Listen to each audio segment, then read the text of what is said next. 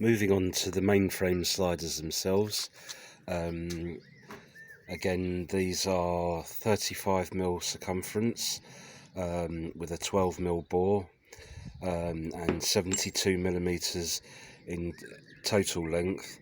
This part of the shaft is 60mm with a 12mm protrusion on the ends, and this part here is 21mm circumference. Moving on to the bolt, I did have some trouble finding the right type of bolts, as the original Yamaha ones have a very fine thread, so you do need to pay attention to these. And this is an M12 with 120mm shank and 40mm thread, with a 1.25mm thread pitch. Same with the washer. These do need washers, as the engine, you get some heat transference from the engine, which does make them go a bit soft inside, so always fit washers. Now, I had to use M10 washers because that's the only thing that will actually fit in the hole there, and I just had to drill them out very gently to 12mm so that they fit the bolt. So I'll just go and fit these now. You can actually see one on the bike already, and just to give you a view of the fork sliders, it sits on there quite snugly, and I think they're made of nylon, the skateboard wheels, so they're quite tough. The other benefit of going this route is that if you do accidentally drop your bike, heaven forbid, then you can just replace the actual skateboard wheel itself rather than the whole thing, you know. I'll just stick that in there for the time being. Goes in quite well. I'll come and talk that up in a minute. And just to finish off, I actually got hold of some ferrules, which are just kind of walking stick or bar stool ends. This one for the mainframe slider is 17.7mm in inner diameter, which just goes over the bolt and clamps down on it quite well, obviously being a little bit smaller than the head of the bolt itself. I've actually cut it down to about 10mm as well. This is just to provide a nice snug fit. I haven't talked this up yet, but you can see that it just goes on there quite snugly and just covers it up, stops the weather getting at it and things like that.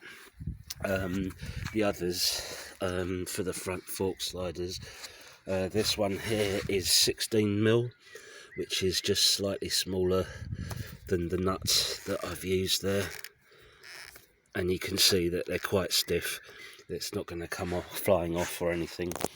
And last but not least, this one is 13mm, I believe.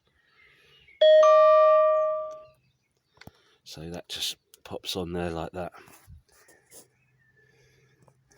And that's it. And in other modifications, what else have I been doing recently?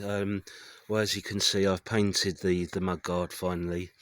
The colour's not a dead match, but they were able to get within 96% of it, because unfortunately Yamaha, for some unknown reason, don't provide colour codes, which is stupid. I may do the winglets again, because I think these decals are a bit too big myself, but we'll see. And what else have I done? Yes, I've fitted the exhaust. I'm not feeling it, to be honest. I bought the exhaust second hand, as I said in a previous video, and the baffle was actually, the captive nut was actually broken, so I could only wedge the baffle in, and unfortunately, turning onto the A10 one sunny Sunday, I gave it all the beans, and the back pressure just blew it out, and it ended up disappearing down the A10. So I had to buy a new one, which has fitted okay, but it's quite ridiculous. I don't know if you'll be able to see this actually, but let's see if we can get you in down there, maybe.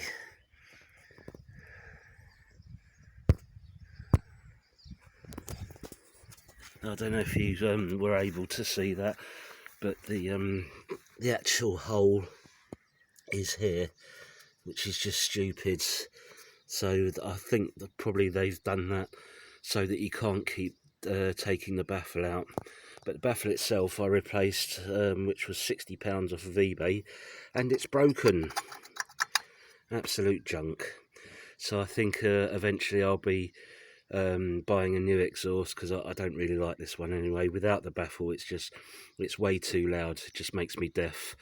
And not only that, I have to leave for work at 5:15 in the morning, and I do have neighbours. So I fitted the DNA air filter and airbox lid. I've just future modifications will be, obviously I need to have it remapped. I still got to fit the quick shifter, and I want to get some braided brake lines as well. And then the last but not least, I'm actually making a belly pan and rear hugger for it, which I dare say there'll be a video or two about. Anyway, I hope that's of some use to some of you, and see how you get on. Thanks very much for watching. Take care. Bye bye.